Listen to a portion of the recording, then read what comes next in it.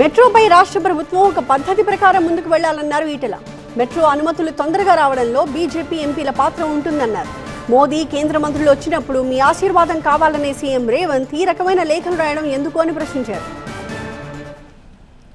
పద్ధతి ప్రకారం చేసుకో, మేము కూడా సపోర్ట్ చేస్తామని చెప్పినాం.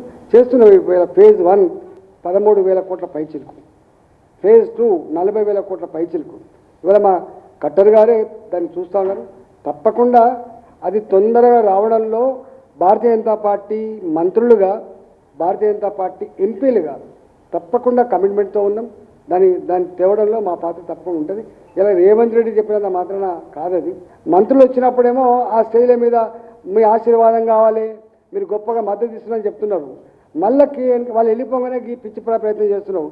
ప్రజలు దీన్ని అర్థం చేసుకోలేనంత అమాయకులు అనుకుంటే మాత్రం ఇది మంచిది కాదు రేవంత్ రెడ్డి గారు.